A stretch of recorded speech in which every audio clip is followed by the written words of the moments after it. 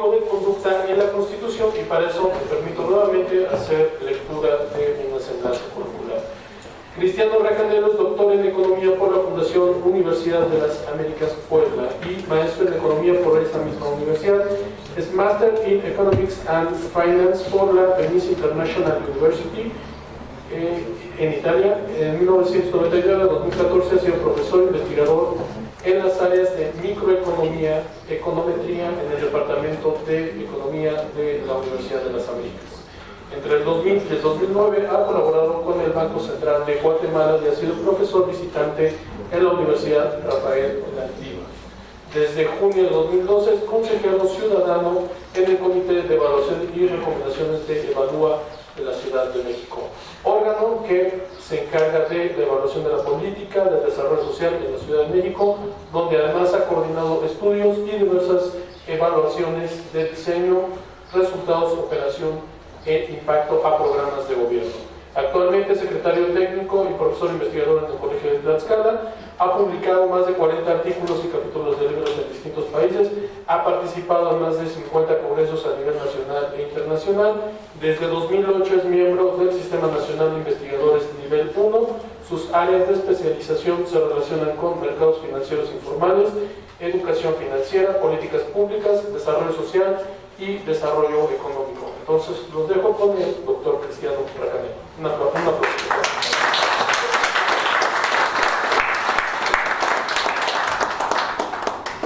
Bueno, muchas gracias, bienvenidos, colegio, su casa. Un gusto compartir con ustedes algunas de las ideas que voy a presentar a continuación en torno efectivamente a la responsabilidad social, código de conducta y la Constitución.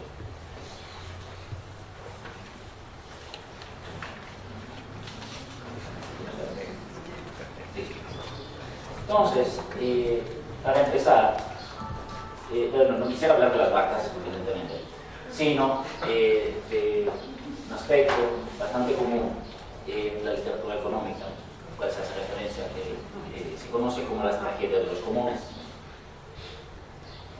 La tragedia de los comunes. La tragedia de los comunes, en dos palabras, tiene que ver con el uso de los recursos comunes y cómo, básicamente, el perseguir por parte de un individuo sus propios intereses termina perjudicando cuando globalizamos o generalizamos esta acción, digamos, a la colectividad. En el caso de la tragedia de los comunes tiene que ver con un campesino que tiene una vaca, ¿sí? Y había un terreno baldío, así, donde crecía el pasto. Entonces este campesino llevaba la vaca comía, la vaca crecía, daba leche, el campesino crecía. Evidentemente otros campesinos se dan cuenta que a pesar de que estuviera una vaca, el pasto sigue creciendo y consecuentemente llevaban también sus vacas. Empiezan a ser 2, 3, 5, 10, 50 campesinos. ¿Qué sucede? Evidentemente se acaba el pasto y todas las vacas mueren de hambre. Esta es la tragedia de los comunes.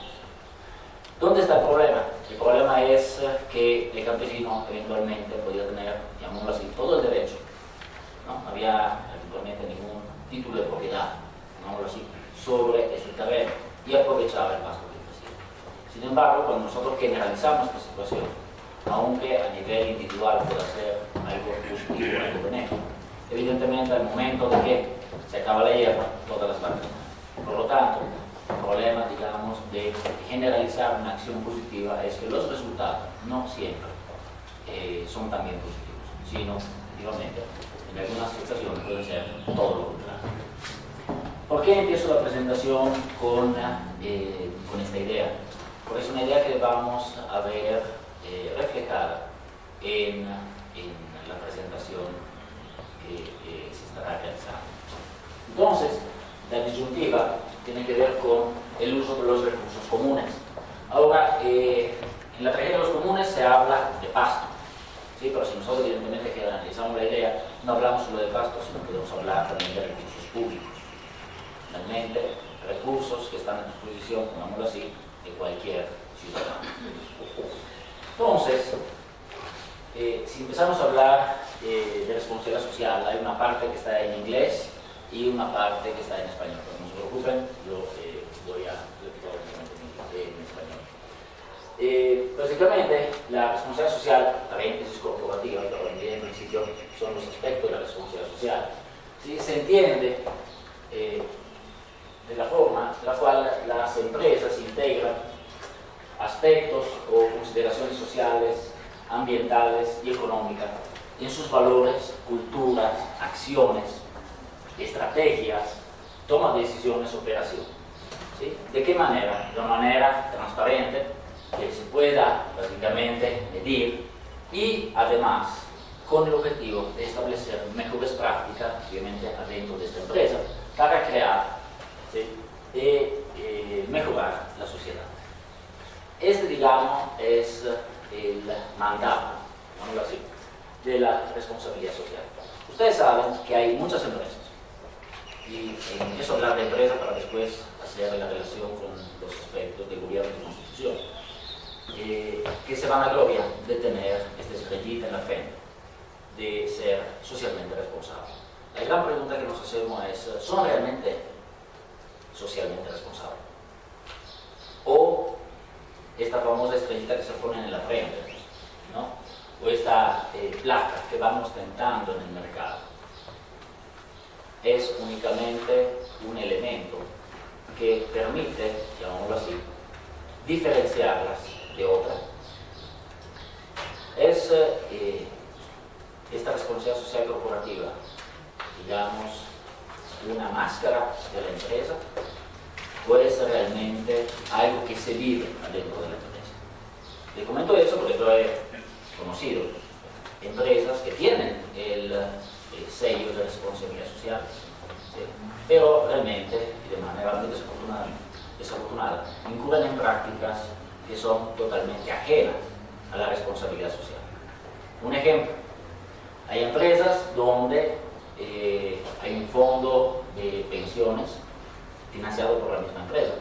Entonces, cuando algunos, por lo menos de los empleados, se están acercando a la edad de la jubilación, la empresa, básicamente, de forma coloquial, ¿no? Busca cómo, ¿no? Busca entre las patas para despedirlos. Consideren que una persona que pueda tener acceso a un fondo de pensión tiene por lo menos unos 25 años de antigüedad en la empresa. Y esta misma empresa que tiene este fondo tiene también no solo estas prácticas, ¿no? Que obviamente no son a la luz del sol, pero son ampliamente conocidas entre los empleados, que creo que también me lo han comentado, ¿sí? Pero también tienen este sello de responsabilidad social corporativa. Hay situaciones en otras empresas, financieras en este caso, en las cuales vamos a ver después, el código de conducta indica que los empleados del banco necesitan llevar ciertas acciones de venta, como así, de los productos financieros, que pueden ser dar préstamos, otorgar tarjeta de crédito, cosas de ese tipo, ¿sí? Pero si no cumplen con estos objetivos, básicamente, la primera vez tienen una amonestación verbal, la segunda una escrita, la tercera un ultimátum y la cuarta un despido. Entonces imaginarán que si algunas empresas que tienen responsabilidad social corporativa que reflejan realmente en sus acciones, que obviamente no están documentadas, obviamente esto no se documenta, esto digamos es el underground de las empresas, lo que se sabe entre empleados, ¿sí? Evidentemente estas empresas no pueden ser particularmente benéficas para la sociedad. La responsabilidad social, paréntesis corporativa, tiene que ver con actividades relacionadas con las tomas de decisiones y la ética, aspectos ambientales, derechos humanos, desarrollo sostenible, condiciones de trabajo, seguridad, salud, horario de trabajo, salarios. Si la comunidad está relacionada con el quehacer de esta empresa, en particular desarrollo, inversiones, el respeto para distintas culturas que pueden prevalecer en un territorio o personas que puedan tener determinadas limitaciones. Además, particularmente para las empresas, la satisfacción de los consumidores prácticas o medidas anticorrupción, aspecto contable, de transparencia, rendición de cuenta, de reportar la información de manera adecuada y, bueno, siempre en el caso de las empresas, las relaciones con proveedores. Si nosotros nos enfocamos en los aspectos asociados con la responsabilidad social corporativa, nos damos cuenta, digo, no eventualmente para todos los puntos, pero por una gran mayoría de ellos, que todos estos aspectos que reflejan realmente puntos que son reconducibles a una constitución y o a las leyes secundarias. Todos.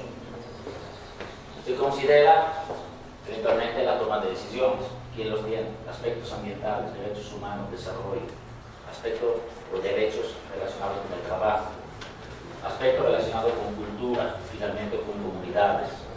Bueno, la parte de satisfacción de los consumidores a lo mejor no, pero en términos estrictamente, llamámoslo literales, pero sí se habla de bienestar. ¿De acuerdo? Se habla eventualmente de pobreza.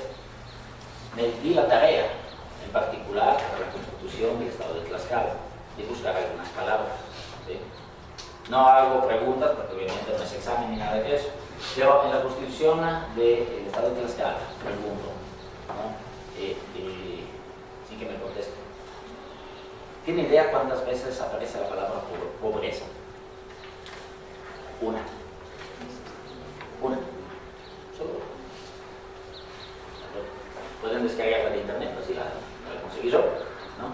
La salvas y la buscas en PDF, sin que tenga que leer las 55 páginas que tiene el documento. Entonces, vamos a ver que esta responsabilidad social corporativa y finalmente la Constitución, ¿a qué responde? Responde, si hablamos de responsabilidad social, a un aspecto de una empresa, pero si hablamos de una Constitución, ¿no?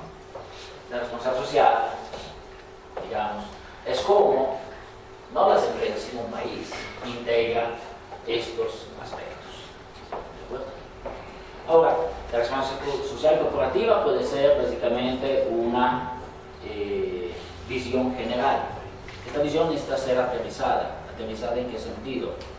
En el caso de la responsabilidad social, en cada una de las empresas. En el caso del gobierno, en cada uno, evidentemente, de los estados. Evidentemente, los estados tienen, evidentemente, necesidades distintas y, evidentemente, algunas leyes estatales, que siempre estando alineadas con el marco constitucional, evidentemente pueden diferir en uno u otros aspectos, ¿no? En particular, la responsabilidad social corporativa, ¿qué es? Es un compromiso, una autorregulación, ¿no? Que no sustituye, sino que se vuelve o amplía, digámoslo así, el cuerpo de leyes que regulan las actividades de negocio. Las empresas, evidentemente, seleccionarán, escogerán adaptarse o seguir estos preceptos cuando reconocen su responsabilidad, que va más allá, evidentemente, de los accionistas. ¿Bueno?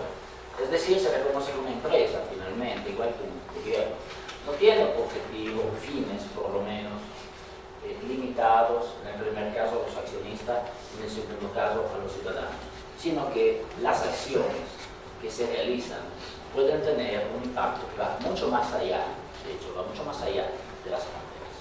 Bueno. Entonces, este es uno de los aspectos más importantes, ¿no? Debido a que la ley puede quedarse rezagada respecto al pensamiento ético, las características, digamos, de qué tan éticos son o qué tan morales son los comportamientos de los tomadores de decisiones, se esperaría que fuera la regla. Es decir, cuando nosotros tomamos una decisión, evidentemente tenemos que tomar en consideración también el marco legal. ¿Bueno? Pero las leyes, evidentemente, son palabras escritas. Y muchas veces las leyes son lo que nos limita, digamos, nos indican hasta dónde podemos llegar con nuestras acciones. Sin embargo, hay muchas acciones donde me costó trabajo ponerlo, digamos, en escrito, en las cuales la intención, a pesar de que pueda ser legal, va totalmente en contra de los intereses de la empresa o de la población, en el sentido de que yo me podría haber beneficiado de una u otra forma.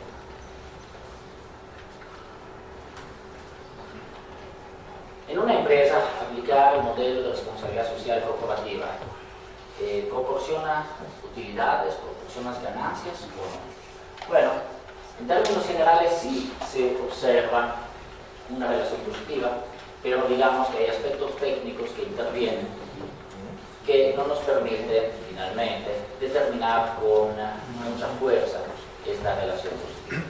Sin embargo, lo que sí se observa es que aquellas empresas, digamos, que son tramposinas, en el sentido de que ostentan este distintivo de responsabilidad social, pero sucesivamente el mercado, los consumidores se dan cuenta que realmente no se están comportando de manera acorde a estos principios, sí se ven, digamos así, castigados.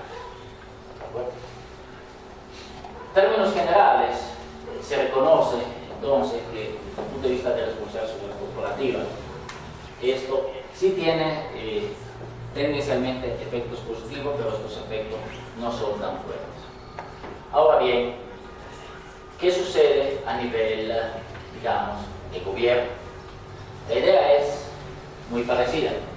La idea es que si nosotros tenemos un marco legal, evidentemente, en el cual se establecen los principios y las acciones de lo que podemos hacer o lo que no podemos hacer, y este país, evidentemente, a pesar de tener esta constitución bien bonita, a la mera hora, la empresa o un determinado servidor público no cumple, evidentemente sabemos que será señalado por los órganos correspondientes y o por la opinión pública.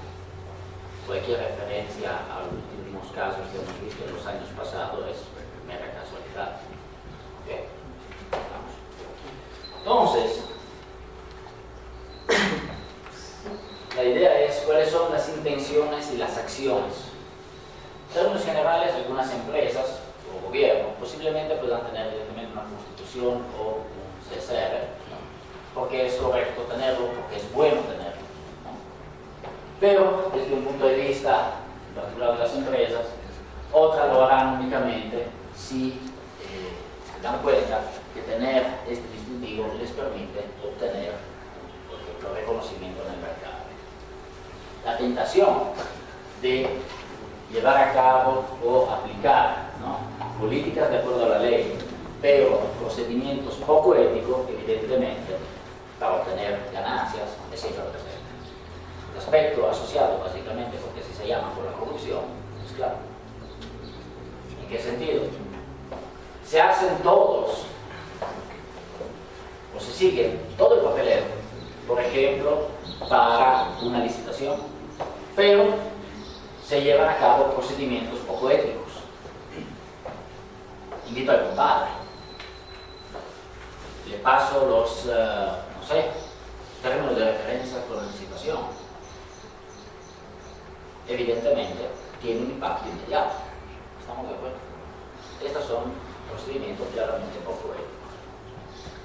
Obviamente, un cuerpo de leyes con relativa debilidad, en este caso, porque no castiga, porque no determina, porque no señala, porque no limita de forma, digamos, completa las acciones que se puedan realizar, no debería ser considerado desde el punto de vista de la responsabilidad social como una oportunidad de negocio, en absoluto. ¿Por qué? Porque eso finalmente refleja un ambiente vulnerable. Y en un ambiente vulnerable hay alguien que se aprovecha posiblemente para obtener evidentemente beneficios económicos no necesariamente, al menos, se asociará con resultados positivos para toda la sociedad. Imagínense, hay una licitación, una compra de gobierno, lo que ustedes quieran. Pero ojo, esto no es que pasa en el gobierno, pasa también en las empresas privadas. Personalmente, yo tuve empresas donde la misma empresa de seguridad que cuidaba la empresa a la cual nosotros estamos vendiendo unos servicios, nos pidió morir la empresa de seguridad. Entonces, imagínense de qué forma, de qué manera este ambiente puede asociarse con un desarrollo finalmente de las actividades de negocio. Entonces, lo que comentaba también el doctor Alfredo hace ratito, ¿no?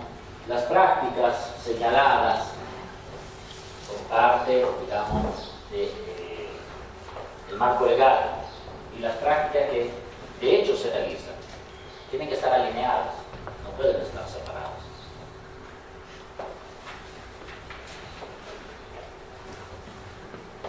Ética y moralidad en contextos organizacionales son básicamente sinónimos. Es bastante complejo y no tendremos ni el tiempo ni sería, digamos, de particular interés en este momento enfatizar sobre los distintos puntos de vista sobre aspectos éticos y morales. Es algo bastante complicado.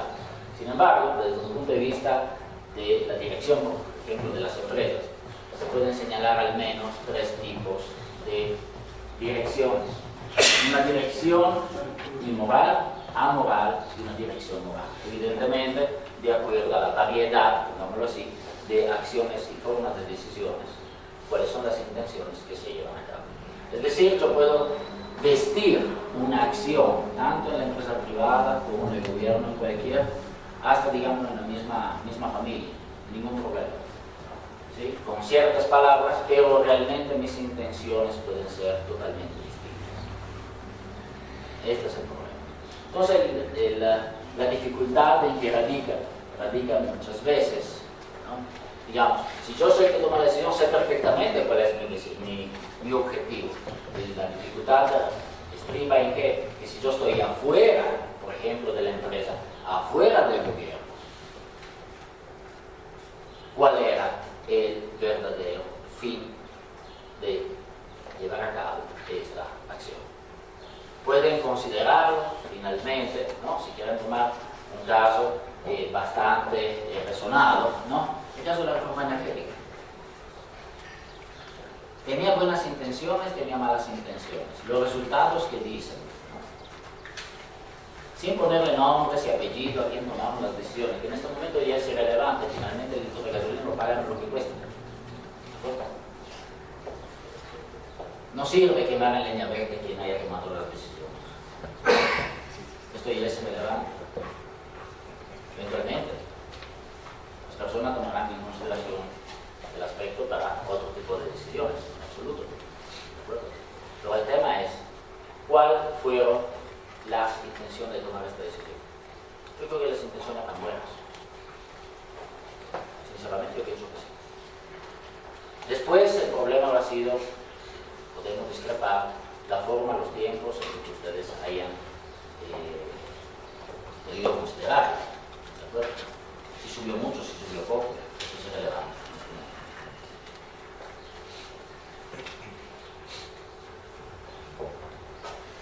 Paradójicamente, se considera también la responsabilidad social corporativa como un mecanismo de desviación. Es decir, hay una tesis que considera, ¿no?, que la responsabilidad social corporativa puede servir para desviar la atención del público mientras las corporaciones o las empresas siguen buscando sus propios beneficios. Es una teoría bastante interesante, en particular porque algunas empresas que están en particular descritas en un reporte ya medio viejito de Christian Eyre, 2004, ¿sí? Se puede descargar de internet sin ningún problema, señala que las empresas, digamos, se vanaglorian efectivamente de tener este sello, de ser tan buenas, pero por otro lado, llevar a cabo otro tipo de acciones. Otra vez esta diferencia entre la intención y la acción. La pregunta finalmente terminará en: ¿las corporaciones tienen verdaderamente buena voluntad? Posiblemente no, por lo menos no en todos los casos, algunas seguramente sí.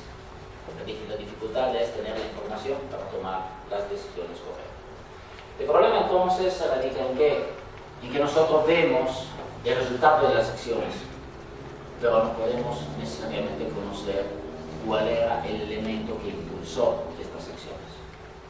Esta es la gran dificultad, en poder saber si una empresa en particular tenía o no tenía determinadas intenciones. Hay casos, no están aquí en la presentación, ¿no?, pero asociados, por ejemplo, con explotación petrolera. Hay casos asociados también con British Tobacco, ¿no?, de la empresa de los cigarros, ¿no?, ¿sí?, y etc. También, si no me equivoco, un caso asociado con Coca-Cola, ¿sí? Coca-Cola, bueno, para la presencia, puso una empresa hace ya varios años en India. Y una vez que puso la empresa en este pueblo en la India, lo que sucedió fue que se acabó el agua y las personas fueron obligadas a comprar Coca-Cola para poder hidratarse. Esta empresa, perdón, pero no lo digo yo, está en el reporte, es una empresa, ¿no?, que actualmente, en aquel entonces evidentemente no, ¿sí?, no tenía evidentemente un sello de responsabilidad social corporativa. Pero hay un montón, muchísimas acciones que pueden ser reconducidas básicamente a aspectos ligados o alineados con este tipo de comportamiento.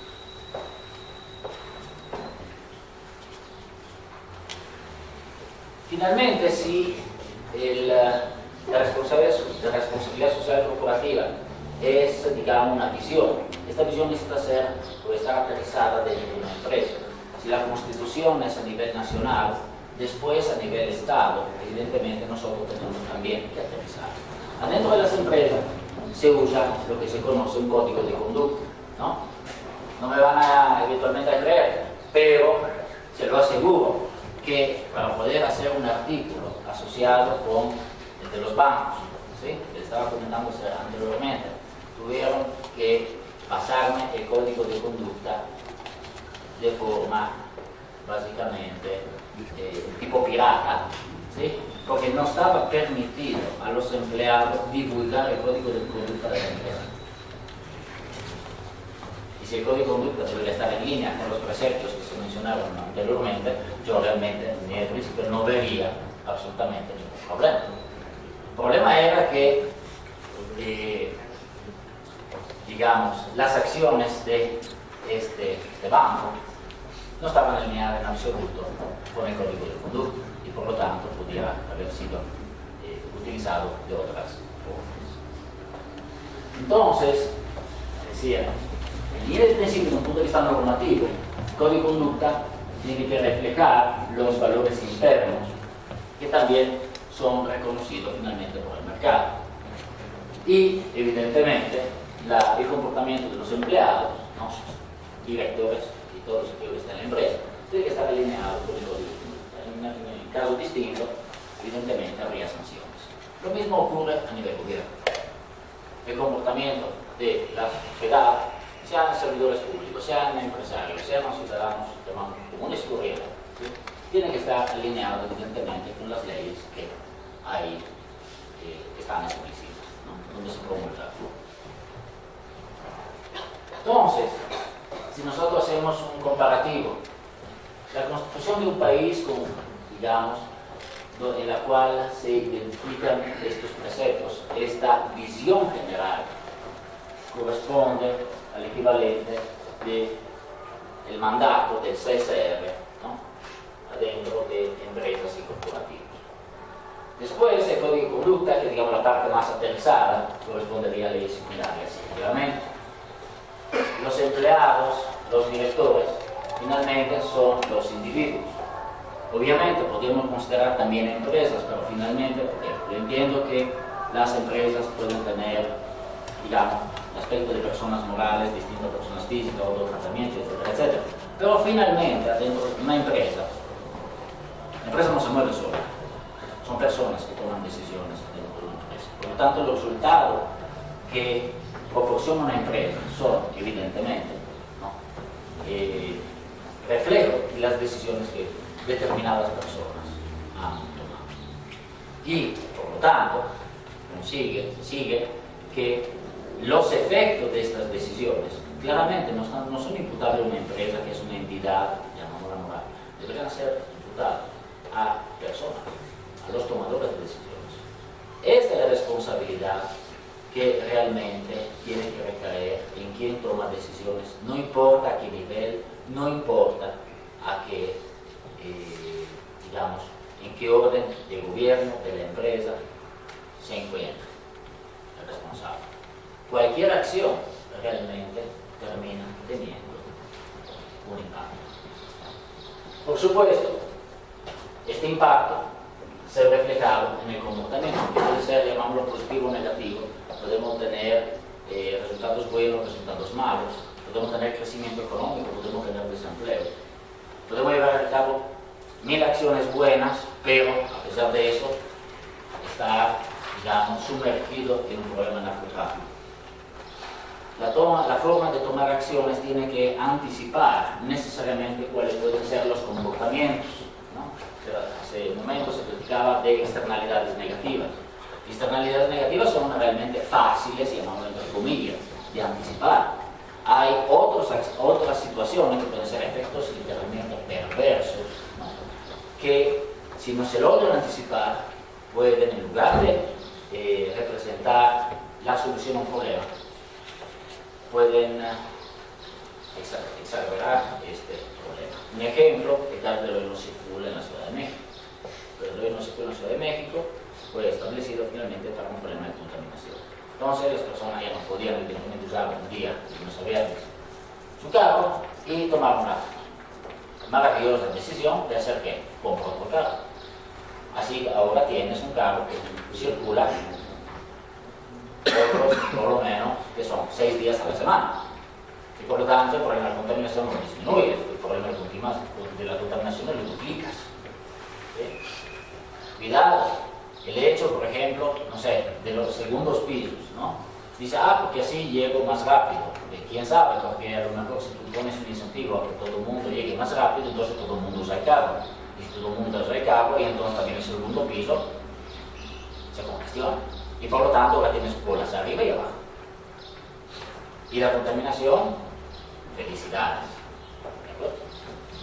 Entonces, a la hora de tomar decisiones, y cuidado, este es un ejemplo, digamos, relativamente sencillo, pero si tomamos decisiones de otra forma, asociadas, por ejemplo, no sé, con aspectos ambientales, que es un pequeñito elemento que voy a tomar a continuación, si lo vamos a tomar eventualmente en un entorno todavía más complicado, ¿sí? Aspectos relacionados, por ejemplo, con el desarrollo social, con la medición de la pobreza. Son situaciones tremendamente complicadas. Estamos haciendo un estudio, ¿no? En donde, curiosamente, un municipio aquí del estado tiene un, digamos, llamémoslo nivel de marginación relativamente bajo. El municipio no está mal de acuerdo a los resultados del Coneval o del INEGI o del CONAVE. Sin embargo, lo que sí se observa es que las personas no perciben esta mejoría. Entonces la gran pregunta es, ¿las decisiones se toman para mejorar indicadores o para beneficiar a la población? ¿Cuál de las dos? O, eventualmente, los pobladores no están al tanto de la forma en la cual se miden estos indicadores. Y posiblemente, y con todo respeto a los pobladores, tiene por qué importarle. La persona quiere saber, no si el indicador está bien, mal, verde, amarillo, rojo, el color que sea. La persona quiere tener una llave que si la abre, sale agua, y esta agua es limpia. Esto es lo que le importa a la persona. Entonces, a veces hay formas de medir el desarrollo que sin duda son útiles para tomar decisiones, porque si no, tampoco podemos hacer un censo para tomar cada acción a nivel municipal. Esto es imposible, es inviable. Lo pasaríamos haciendo encuestas toda la vida. Pero son aspectos que eventualmente sí tienen que, por lo menos, apuntan el dedo a las partes metodológicas. Y sí, ojo, estas partes metodológicas, si son particularmente relevantes, ¿sí?, se encuentran en las mismas leyes. ¿Sí? Las leyes, por ejemplo, de coordinación fiscal, determinan qué cantidad de recursos tiene que recibir, por ejemplo, un municipio por concepto de participaciones federales. La fórmula está ahí. Por lo tanto, ahí es como estos aspectos metodológicos importantes se ven reflejados. Si ustedes hacen un pequeño ejercicio, ¿no?, de decir cómo se mide la pobreza en este país, hay una metodología establecida por Coneval, publicada, donde se consideran las creencias sociales y aspectos relacionados con el ingreso. Pero hay otros aspectos que también son importantes, eventualmente, ¿no?, y que no están contemplados en este índice. Ejemplo, la seguridad. Ejemplo, la calidad del aire. Ejemplo, los tiempos de transporte. Eventualmente aquí en Tlaxcala no es un problema, porque, digamos, hora y media cruzas el estado de lado a lado. No, yo creo que he pesado, eventualmente este tarda un poquito más, no lo sé. Pero lo que sucede es que en términos generales, los tiempos de traslados en otras entidades federativas, en otras ciudades, son tremendamente largos por el mismo congestionamiento. Después debemos considerar muchos otros aspectos, lo que ustedes gusten, ¿no? El tema de la seguridad. Es más o menos importante que tener escuelas de calidad. ¿Qué es más importante? ¿Buena educación o tener un entorno seguro? Es complicado poder seleccionar o decidir sobre estos aspectos. Es tremendamente complicado.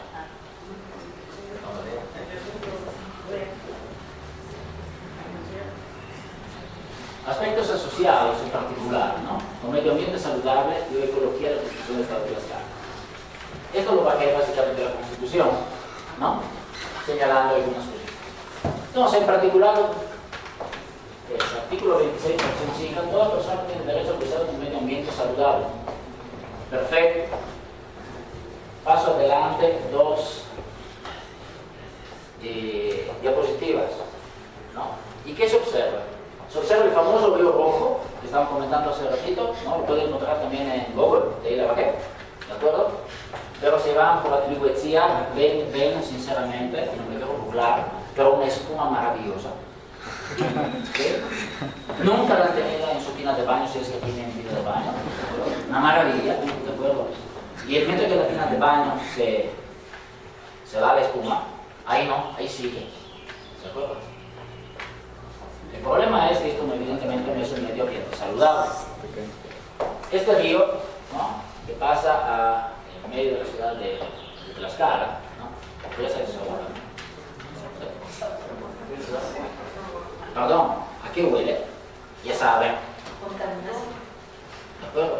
Entonces, el día del principio, observen, si yo tuviera un ambiente saludable y tuviera una vista al río, ¿sí?, el valor de mi propiedad debería ser 2 veces más alto, ¿no? Por eso preferiría en el principio ver un río que ver una pared del vecino de enfrente. ¿Están de acuerdo?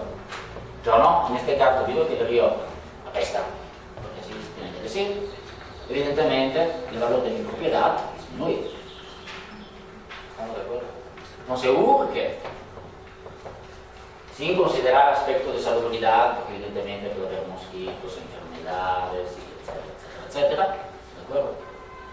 Urge implementar acciones que efectivamente señalen y garanticen este derecho. Se podrá decir, estamos trabajando en ello, y sí, pero las cosas efectivamente no ocurren de la noche a la mañana. Pero al día de principio, si hay un trabajo en marcha, también tenemos que apreciar los resultados. La contaminación no salió de la nada. La contaminación ocurrió porque evidentemente hay descargas de empresas, de domicilios, porque hay gente que le echa la basura, animales muertos, no lo sé. ¿De acuerdo? Y la gran pregunta es, ¿por qué se permite eso? ¿Por qué se permite eso? Cuando yo empecé a estudiar economía, una de las primeras cosas que me comentaban fue que para ser un buen economista tenías que observar. Y observar no es lo mismo que ver. Vemos con los ojos, pero a veces no observamos con los ojos. Lo que nos damos cuenta es que cuando nosotros estamos acostumbrados a ver, ya no observamos. No sé si ustedes han ido a Guatemala, doctor Alfredo, sí. Cuando estaba dando clase en la Universidad de Rafael Landívar, que está ahí en zona 16 en Guatemala, ¿sí? Dentro de la universidad hay un banco. ¿Sí? Afuera del banco hay unos lockers. ¿Saben por qué hay lockers afuera de los bancos? ¿Alguna idea? Porque cuando entras al banco te quitas la pistola, la dejas en el locker, es en serio, agarras las llaves, entras al banco sin arma, ¿sí? Haz tu operación, sale, agarras tu pistola y te vas. A esto sirven los lockers. La misma cara que están haciendo ustedes la hice yo cuando lo vi. La misma. ¿De acuerdo? Porque nosotros no estamos acostumbrados a ver cosas de ese tipo y por lo tanto las observamos. Pero si ustedes van con un guatemalteco, el señor ni te den cuenta de que están los lockers. Los lockers son normales que existan afuera de los bancos. Y por lo tanto, al ver de forma constante, la mayoría, no digo todo, ya no observan. Entonces el problema es, nosotros podemos seguir viendo, lo importante no es ver, lo importante es observar. Y si nosotros observamos, entonces podemos señalar que será chusco, pero no es bonito, y no creo que si es que había peces, le gustaría nadar en agua roja. Podría ser bonito, pero no me parece muy correcto que las cascadas estén llenas de espumas. Me parece bonito que la Constitución diga eso, pero no me parece correcto que siga ocurriendo eso. Y por lo tanto, ahí el llamado a tomar una decisión. O quieren seguir con los, aguas rocas, espumas, y el río pestilente, ¿de acuerdo? ¿Sí existe la palabra pestilente? Sí. Yo también había salido un italiano. O Estado, ¿no? O finalmente impulsamos leyes para corregir esta situación. Y ojo, en principio iba a poner varios ejemplos, pero te das cuenta, ¿sí?, que puedes señalarte un capítulo, un título de la ley y encuentras elementos fácilmente reconducibles para proponer mejorías. ¿Sí? Entonces, ¿cuáles son las decisiones que se toman por parte de los órganos correspondientes para resolver esta situación? ¿Se están tomando? Perfecto. Ojo, nosotros no solo necesitamos el famoso código de conducta o las leyes, no necesitamos papel. Realmente nosotros, en el principio, si supiéramos vivir de forma educada y respetuosa con los demás, ¿sí?, las leyes eventualmente pueden ser mínimas. Desafortunadamente, no todo el mundo sigue este comportamiento y por lo tanto lleva los códigos de este tamaño. Lo que voy es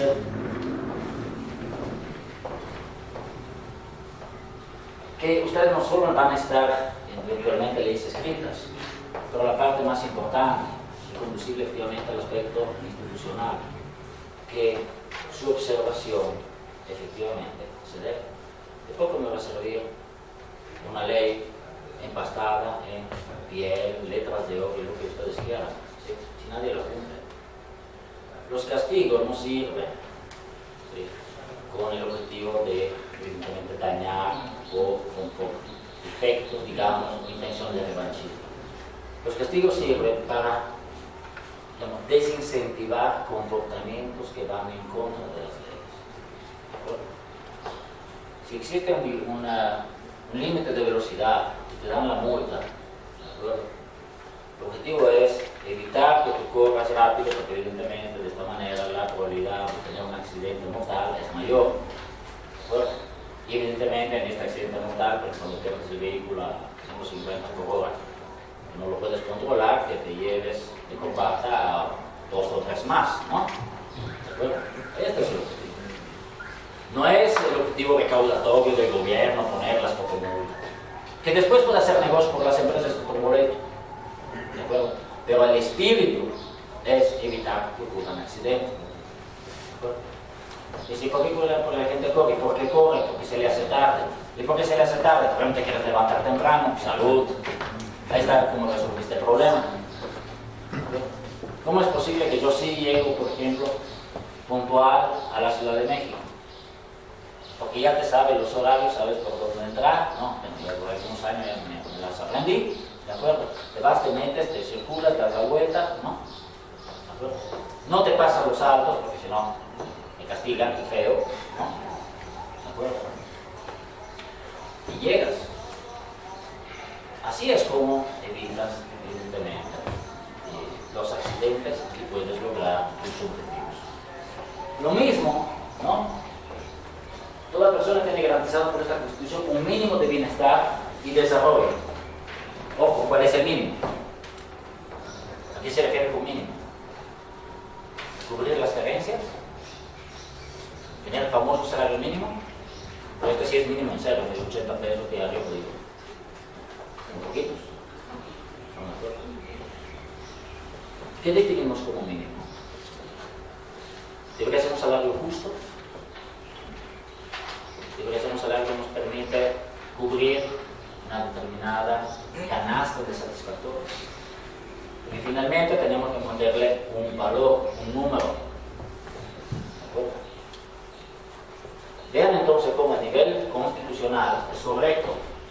Se habla de un mínimo, pero este mínimo después se tiene que aterrizar en pesos, finalmente 6 centavos. ¿De acuerdo? Y evidentemente, lo que existía antes, ¿no?, el costo de vida de, por ejemplo, la Ciudad de México era distinto al costo de vida, por ejemplo, aquí en San Pablo Tepatitlán. Entonces, a lo mejor el salario mínimo no era el mismo en ambas zonas.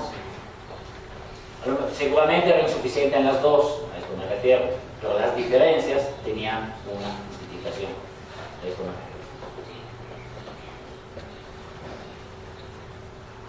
O el caso en particular de los aspectos ambientales, ¿no? Evidentemente un río no se reconoce, ¿no? Circula por distintos municipios y por lo tanto la cosa más lógica es que cada municipio se haga cargo de su trocito. ¿Estamos de acuerdo? El problema de los ríos, ¿cuál es? ¿No? De una laguna es lo mismo, de un lago es lo mismo.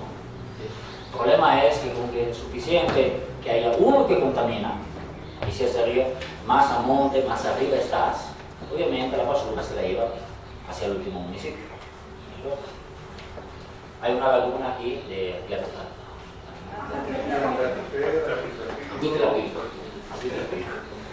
Huitlapico, decía que es compartida por distintos municipios. Y esta laguna, básicamente, en algunos municipios sí la quieren, digamos, sanar, pero hay otros municipios que no tengo recursos, no es propiedad, lo que he sido, no le están invirtiendo. ¿Ok? Resultado, la laguna está contaminada. Este es el problema. ¿De dónde vengo yo a Venecia? Igual que en una laguna, ¿no?, bien bonita, apesta. Sí es cierto, apesta. ¿De acuerdo? ¿Y ustedes cómo viven? nosotros, venecianos, cuando yo vivía ahí. ¿Cómo viven? Es que ya hiciste caído hasta en la nariz, no te das cuenta. ¿Okay? Observar y ver.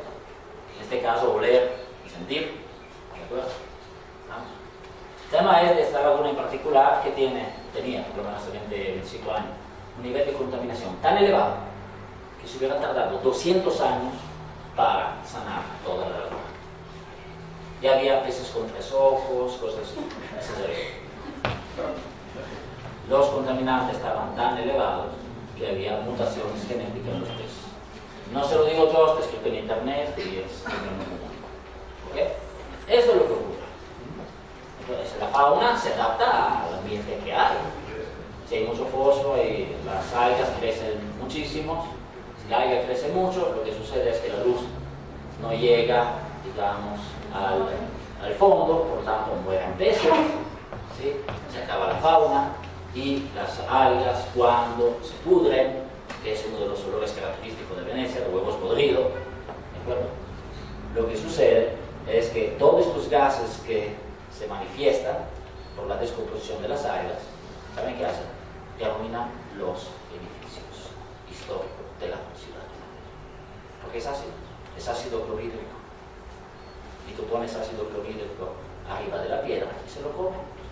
Y por lo tanto, dentro de, no sé si existirá Venecia dentro de 1500 años, pero que sí, ¿de acuerdo? Pero si las cosas siguieran así, todas las esculturas ya no tienen cara. Porque los detalles son lo primero que evidentemente desaparecen. Por lo tanto, tiene un daño al patrimonio histórico, excepto le pongas cuánta tecnología para cuidar de los monumentos, etcétera, etcétera. Esta es la idea. ¿A dónde va entonces el tema? El tema es que acciones individuales pueden tener repercusiones, ¿sí?, a nivel global. Aquí a lo largo de los años, 1880 a 2015, ¿no?, está la concentración de CO2 y también la temperatura global, donde vemos evidentemente un calentamiento. Uno dice, ay, pero son 2 grados, no es poquito, pero estos grados han sido suficientes para reducir en esta misma temporada, ¿no?, de forma importante las placas de hielos. Y digo, la literatura, yo no soy experto en eso, ¿sí?, pero refleja que si estos hielos tienen millones de años, adentro de estos hielos hay bacterias que nosotros no conocemos.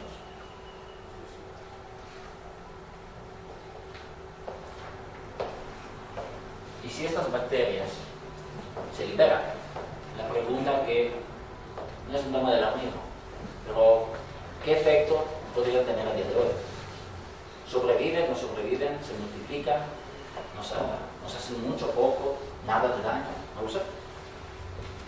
Yo esto no lo sé. Pero lo que sé, en el principio sí se anticipa, es que todas las acciones que se llevan a cabo, por cuanto pequeñas sean, evidentemente sí tienen un impacto que se suman a nivel global. Por lo tanto, aquella empresa que produce, que no pone filtros, en el caso por ejemplo de la contaminación, ¿no?, de los ríos, la famosa espuma del río Rojo, todo esto termina en el agua, termina en el mar. Después hay un proceso evidentemente en el cual podrá haber eventualmente lluvias ácidas. Eventualmente algunas de estas aguas se usan para el riego. ¿Se han preguntado ustedes por qué eventualmente el porcentaje de cáncer ha incrementado tanto en los últimos años? Que siempre la gente está muriendo de cáncer, toda la vida. ¿Qué sucede en términos entonces de bienestar, de calidad de vida? ¿Se dan cuenta? Otra vez. A veces las acciones, recuerden la tragedia de los comunes, que se toman para el beneficio individual, sí tienen un impacto, y en este caso nada positivo, a nivel global. totalmente. Tenemos pérdidas en este caso. Entonces, es importante observar que la ley efectivamente puede quedarse atrás.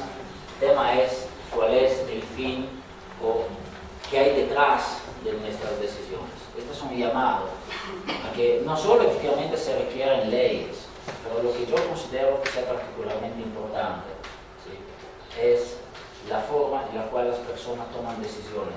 Existan o no existan estas leyes, si existen, perfecto, ¿sí?, pero cuidado de aquellos que, una vez que está la ley enfrente, se le ingenian para darle la vuelta. Este es el Señor que sabe perfectamente que llevando la vaca ahí, ¿sí?, y haciéndole comer la mayor cantidad de pasto posible, evidentemente se ve beneficiado. Lo que eso no da cuenta, esta es la miopía, esta es una miopía destructiva. Y mientras nos damos cuenta que también los demás van a tener exactamente el mismo sentido, realmente nos estamos dando la paz a los pies. Este es el problema.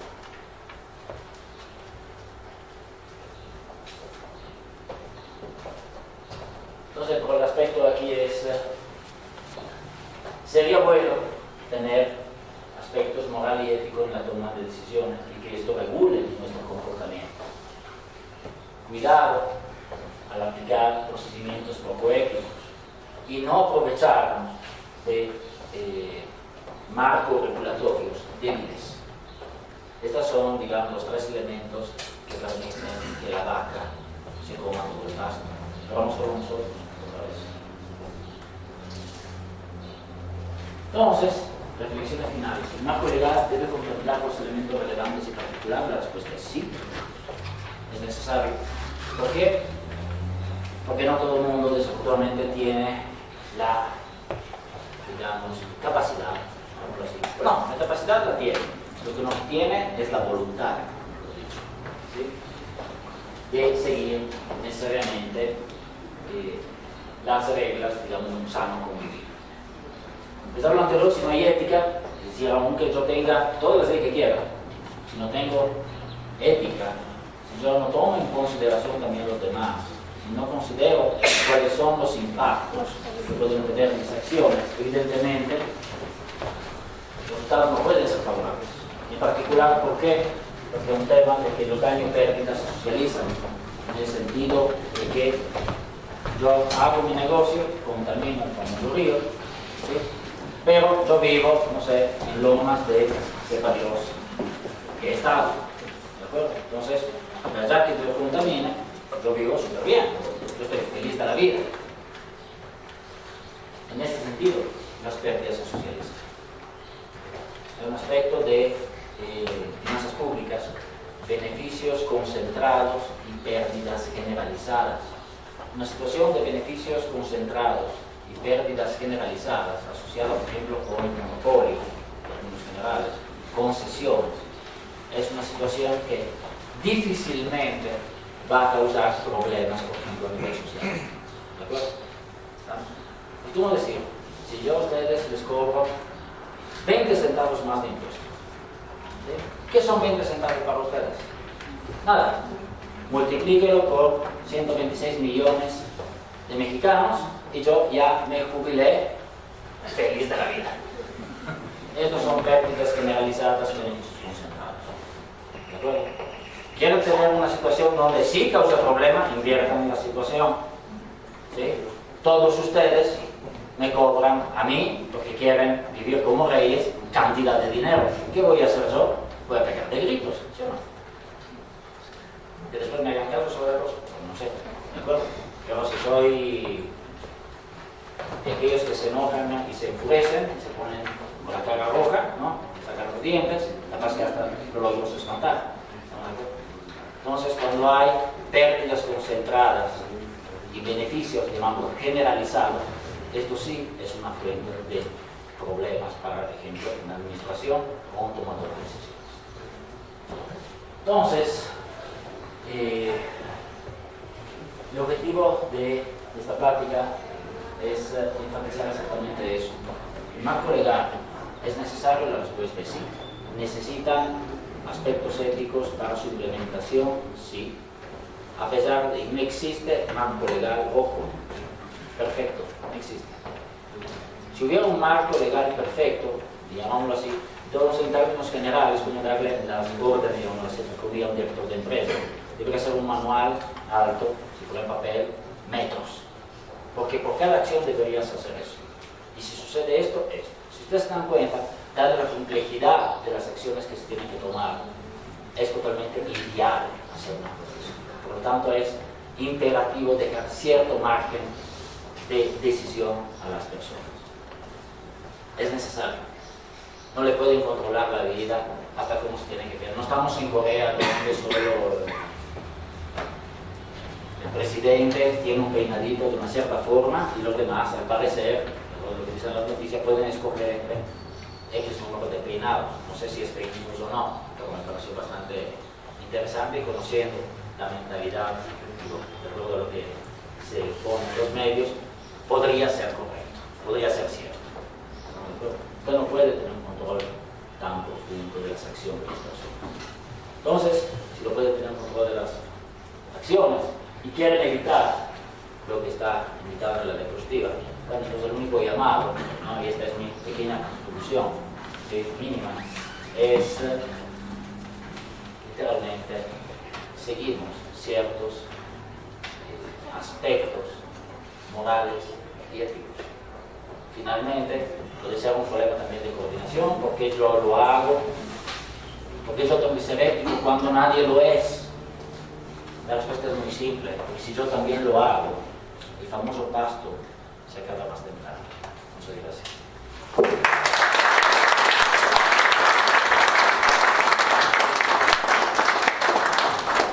Agradecemos la participación del doctor Cristiano Recandelo y le pido al diputado, respetuosamente al diputado J. Carmen Corona, que nos haga el honor de entregarle un reconocimiento.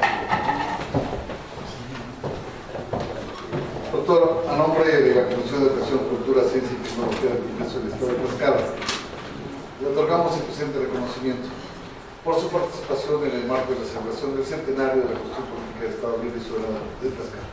El reconocimiento de consideración. Muchísimas gracias, doctor.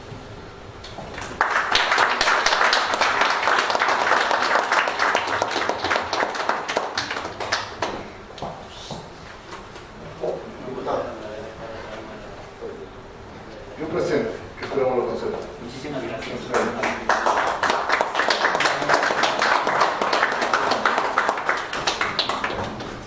Muchas gracias, diputado. Esta fue la segunda actividad. Con esto llegamos a la conclusión de las actividades programadas en el Colegio de Tlaxcala para celebrar el centenario de la Constitución Política del Estado Libre y Soberano de Tlaxcala. Los invitamos a consultar en la página del Congreso las actividades programadas hasta agosto, ¿cierto? Hasta agosto tenemos actividades, entonces los invitamos a consultar la página del Congreso y por supuesto para conocer más actividades del Colegio de Tlaxcala, la página cotlax.edu.mx. Eso es todo por hoy, muchas gracias a todos.